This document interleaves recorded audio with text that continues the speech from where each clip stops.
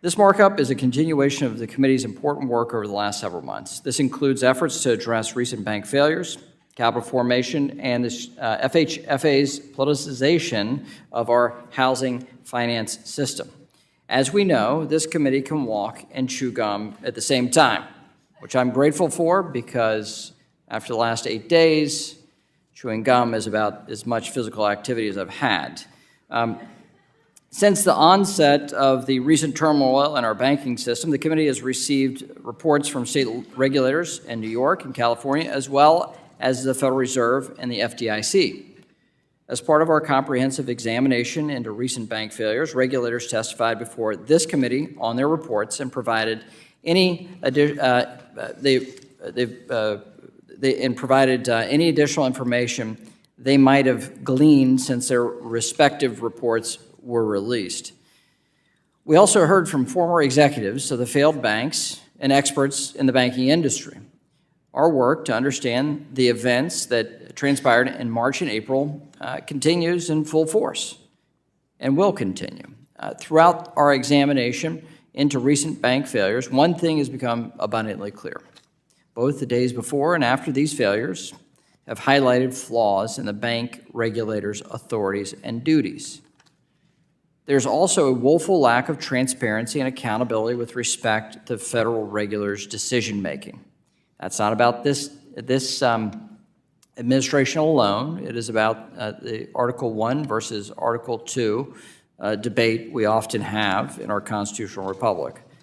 The bill introduced by Mr. Barr, which we are considering today, would address the opacity and lack of accountability that has been readily apparent. Our compilation of 5 bills, H.R. 3556, would place Congress on an equal footing with the administration, respecting it as a co-equal branch of government. The bills would ensure that Congress is informed as decisions are made and not provided with self-serving information after the fact. H.R. 3556 is a strong first step to ensure the banking regulators are acting within the authorities provided by Congress. This is about oversight. It's about accountability. We'll also finish up our work from last month to enhance capital formation opportunities by considering 4 additional bills. These bills contain common sense policies that will encourage everyday investors and small entrepreneurs to access our capital markets. H.R. 1553 will expand angel investing, providing greater access to capital for entrepreneurs and small businesses. H.R. 3063 brings much-needed parity for the retirement plans of employees of nonprofit charities and public education institutions, giving them access to the same low-cost investments available to employees of for-profit companies and other employees. We'll also consider H.R. 2627, introduced by Subcommittee Chair Wagner. This bill removes an SEC staff-level position that places an arbitrary limit on the amount of assets a closed-end fund may invest in private funds.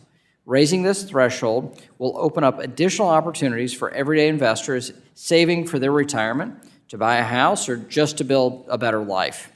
Finally, we'll consider H.R. 3564, the Middle Class Borrowing Protection Act. In January of this year, FHFA announced a set of mandates and changes to the GSE's LLPA, loan level price adjustment pricing structure, impacting the vast majority of single-family purchases and rate-term refinance loans sold by the GSEs.